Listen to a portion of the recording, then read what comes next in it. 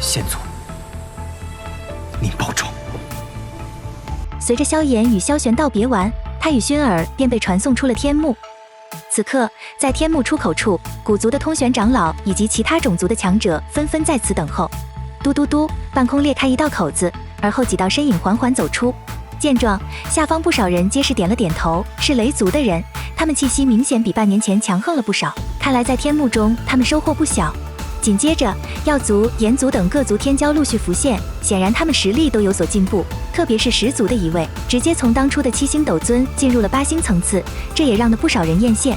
就在这时，空间裂缝再度出现，旋即魂牙与魂力的尸体便飘飞而出。见到这一幕，众人皆是面色微变，就连通玄长老也眉头紧皱，魂族这2位天才竟然葬身在天幕中。不远处，火炫与火炙同样有些错愕，这天幕虽然凶险，但大家都清楚哪里危险不该去。难道是彼此有过节的萧炎所为？要知道，魂牙2人联手可是9星斗尊都能一战。不久，空间裂缝再度撕裂，古青阳4人带着磅礴气息缓缓踏出。他们一出现，目光皆是定在魂牙魂力的尸体上。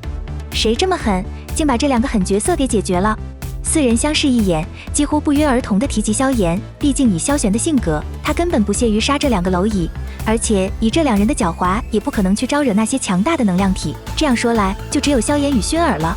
在众人疑惑间，前方空间再度扭曲，旋即萧炎与薰儿踏着虚空悄然浮现。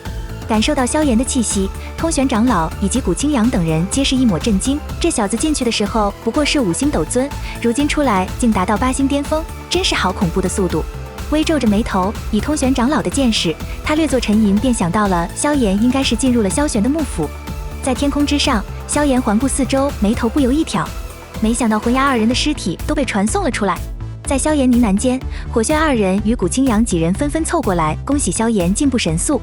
突然，2道黑袍老者自天际暴掠而出，顷刻间便来到那2具尸体旁。魂牙、魂力。望着面前的景象，黑袍老者如遭雷击，渐渐的，他2人的眼睛就血红了起来。见状，周围人赶忙离得远一些，生怕这2个老家伙发起疯来乱打人。片刻后，2位老者转头恶狠狠地望向萧炎，因为魂牙魂力在进入天幕前，他们便知道魂牙2人想在天幕内斩杀萧炎，可如今萧炎不仅好好的，实力还大涨，反观魂牙2人却变成了2具尸体。萧炎，杀人偿命吧！雨落，黑衣老者一锁链直接对着萧炎怒甩而去。在另一边，萧炎面色依旧不改，当下紫褐火焰暴涌，将那锁链尽数震断。轰隆一下，黑衣老者踉跄地退后了一步。他也是8星斗尊左右，但在萧炎面前却讨不到半点好处。此刻，通玄长老的喝声猛地响起：“魂灵，这里是古界，可不是你魂界。”闻言，那叫魂灵的老者也是怒道：“通玄，我魂族的人在你们这里丢了性命，你们也难辞其咎。”雨落，另一名黑衣老者也冷喝道：“萧炎，乖乖随我们回魂族，若你不是凶手，我们必然不会为难你。”听闻，萧炎忍不住一笑：“跟他们回魂族，这种蠢事傻子才会做。”瞧得萧炎被发难，薰儿立马站了出来：“2位，天幕本就危险重重，若你们没有证据，还请不要胡乱出手，这里可是我古族。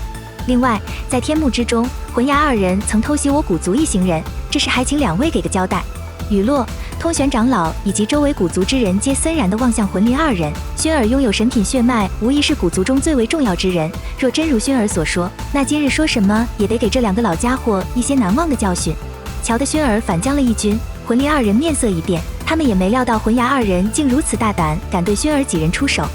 哼，强词夺理，你们不过是想要洗脱嫌疑而已。今日在古界，我2人的确无可奈何，但萧炎，你给我们记住了，这仇我魂族来日必然来报。说罢，魂灵2人将2具尸体收好，便对着古界出口暴掠而去。望着他们离去，萧炎掠过一抹冷色，而后他目光又扫过周围，却并未发现小医仙等人。据通玄长老讲述，在萧炎进入天幕的3个月，小医仙几人便匆匆返回了星陨阁。不过他们却没说是何事，只是让通玄长老转告萧炎，从天幕中出来后便速速返回。听闻，萧炎眉头一皱，随后他询问薰儿要不要随他一起去星陨阁。闻言，薰儿刚欲点头，一旁的通玄长老连忙否决，因为外界出了大事，因此长老们出于薰儿的安全考虑，不允许他离开古界。原来此次未派人来参加天幕的灵族，他们的灵界竟然消失了，就仿佛这个种族人间蒸发了一般。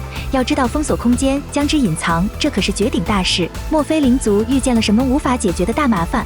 此事族长他们正在全力调查，因此这段时间薰儿绝不能离开古界。对此，萧炎只能点点头。而后，通玄让萧炎先暂住一晚，次日便送他与其他种族之人一起离开古界。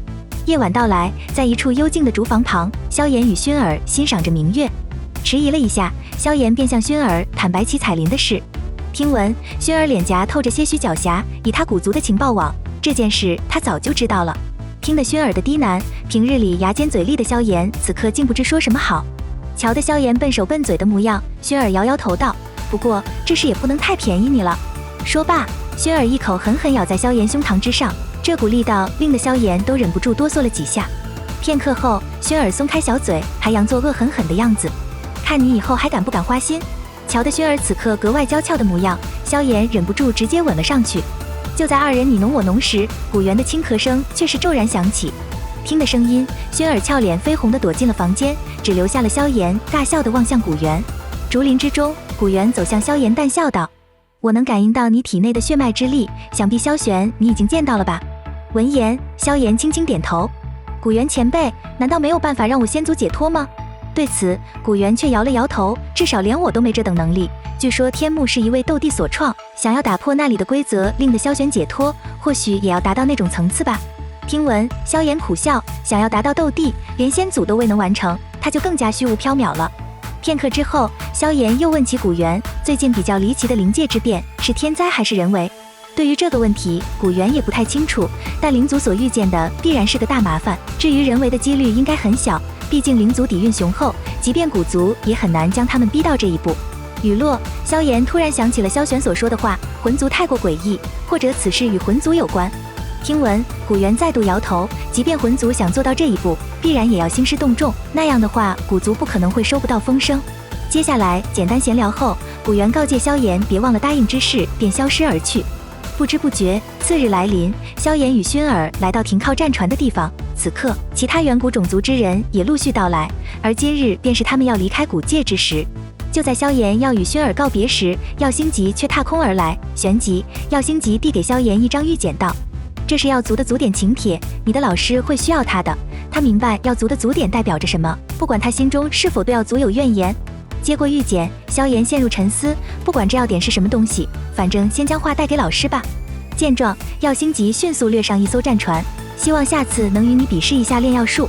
见耀星极离去，萧炎转头与薰儿道别后，也是掠上了驶离古界的战船。不知不觉，经过5日的赶路，萧炎终于返回了星界。此时的星陨阁明显强大了不少，随便神识一扫，萧炎便发现了不少强大的隐晦气息。此刻，萧炎化作流光，对着星界中心暴掠而去。何人胆敢在星界之内乱闯？一道怒喝响起，10来名克卿长老联手将萧炎那片空间凝固。啪嚓一声，萧炎撞破了那层空间壁障，而后闪现到了这些长老身后。没想到半年没回，防御竟然森严到了这种地步。在萧炎皱眉间，又几道苍老身影掠来。这是少阁主，少阁主回来啦！惊喜声落下，这10来名克卿长老也是一愣，他们所来的时间并不长，因此今日也是第一次见到少阁主。随后，众长老与弟子皆是对着萧炎恭敬行礼，毕竟少阁主的威望在星陨阁那可是相当之高。见状，萧炎闪过一抹赞叹，短短半年，星陨阁竟邀请来了如此之多的强者坐镇，恐怕如今实力比起天明宗、花宗都要强上一些。不久，药老与风尊者的身影也缓缓而来。不错不错，短短半年，竟达到了8星斗尊巅峰。